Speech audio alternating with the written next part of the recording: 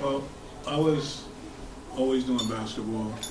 I was using basketball as a vehicle to help young men get to college from Division One, Division Two. As long as they had maintained their grades and got their SAT score, would help them get to college. In 2001, my son was married. My son used to play basketball. Matter of fact, I got into basketball because of my son and his friends, Carlton High, Andre McCullen, all the guys from Melrose Houses. Was doing everything out of my pocket, couldn't travel because, money wasn't like that, so they went to Riverside, got yours. But I was working with other young men and helped them use that vehicle to get to college. After my son got killed in 2001, it wasn't the same no more. Really was involved with how can we help these young brothers with these guns in the community.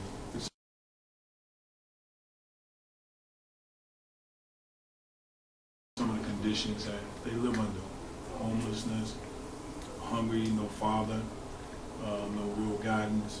And my real concern was, how do you get the OGs or the older brothers to come back and mentor or work with these young brothers? I got involved with SOS because of the work I was doing. People had referred me for the job, recommended me for this job. There's a ceasefire model in Chicago.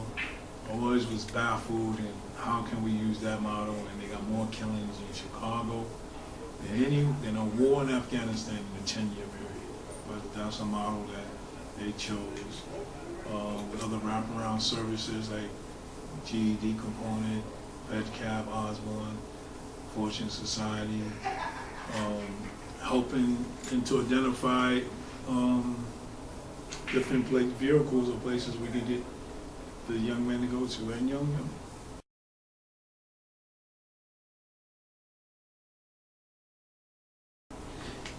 Well, I see hopelessness.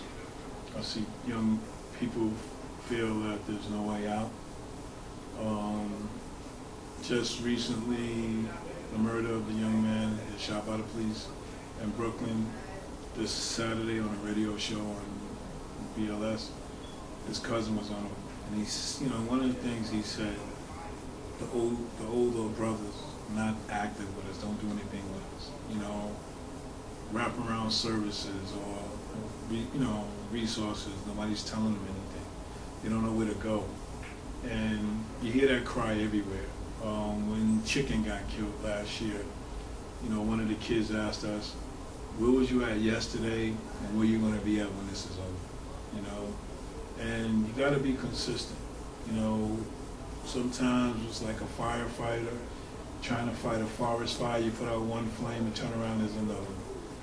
And you get burnt out because you don't have the people that's doing it, it's the same people over and over and over again. And you got to take time out for yourself. You got a family, you can lose your family, and then you can neglect your own children. And and I look at my grandkids. I mean, really, I got to worry about my 9-year-old grandson, or my 11-year-old grandson, or my 6-year-old granddaughter, or my great-grandson. What their future gonna look like. I mean, with the academics, guns everywhere, and people just shooting just to be shooting, and they really can't shoot straight. And then the sad thing is, the history always told us was always us killing us. So that hatred that we have, and something that I was taught in 1965. Once you heard this teaching, you were held responsible. The duty of teaching our young brothers and sisters and people of color. You're held responsible no matter where you go. You're still responsible. So it's like, the brother of the Kabar. When you call Allah, you Akbar. When you make that call, like the dry bones in the valley. But we got to get active. I'm going up to see the young man that murdered my son, April 18th. One, I'm going because if I say my God is merciful and forgiving, what about me? All right? It's 12 years for me. He's been in jail for 8. He's been having a hard time in jail. Down the road, I found out he was an orphan. He was in the street. He was fending for himself, in and out of trouble. So, somebody gave him a gun, and he murdered my son over a girl. That he's not with no longer, but he murdered him over a girl. I lost my son, but then again, if, I'm going to go at the end of the day and let him know I forgive him. And, if we can build a dialogue and, continue on down the road, and I can help him in any way, and maybe he can help another young brother from traveling down the road that he went, because you only can do one at a time, The saying says, many shall come, few shall be chosen.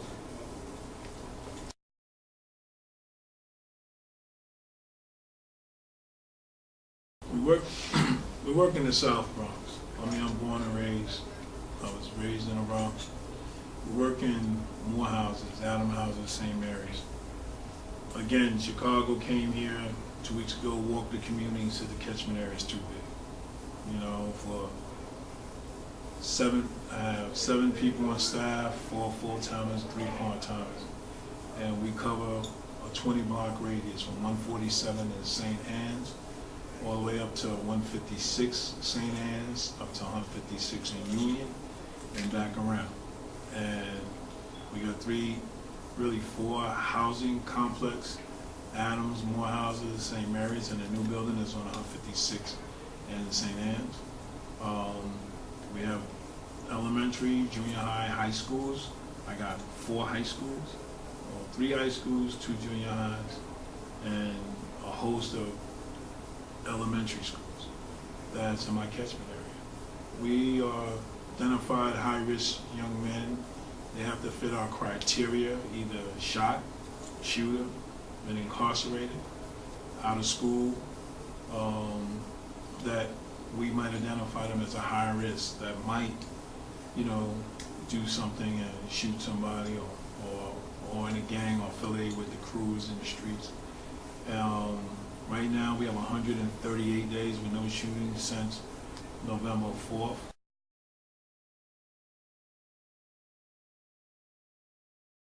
We're always looking for volunteers to come out and help, get involved in the schools, start going to the local community meetings, community board meetings, police council meetings, and just you could hear where the areas that, that the young men are. You see them on the street, you see them with their pants down, say something to them. You see them smoking a joint or saying something inappropriate, say something to them. They might not hear you that time, but maybe the next time, and be consistent.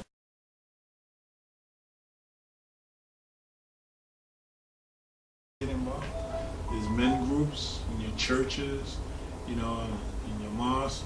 There's men organizations that are trying to form. But we gotta leave our egos at the door. At the end of the day, you gotta learn how to be a soldier. And, with the young brothers and sisters, they're looking for us. They need us, and we abandon them. Some of us abandon them. The crack epidemic has really, it did damage to our families. First it was the heroin, the crack, now guns. They flooded our community.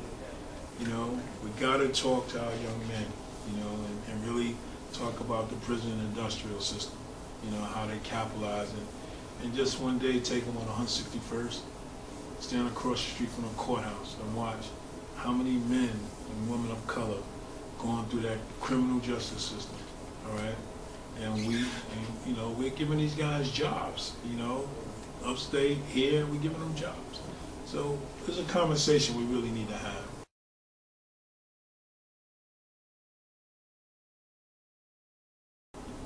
First of all, I would say to young people, go to school, stay in school, all right? Learn your history. If you're gonna learn anything, learn your history. Learn about your greatness, that our families, our tradition, our ancestors. Respect your mothers, your women, your children, your daughters.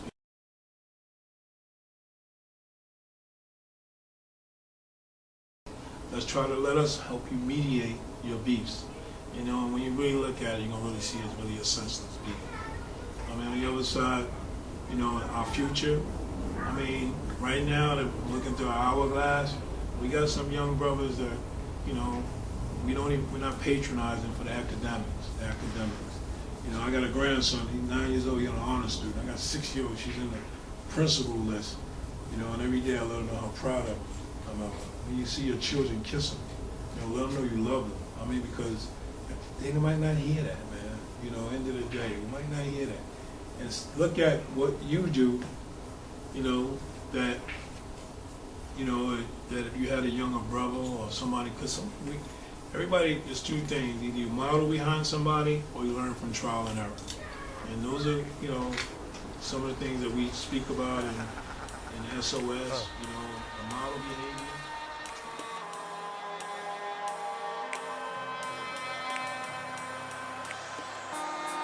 See, to live is to suffer. To survive, well, that's to find meaning in the suffering. Hey yo, I'm slipping, I'm falling, I can't get up. Hey yo, I'm slipping.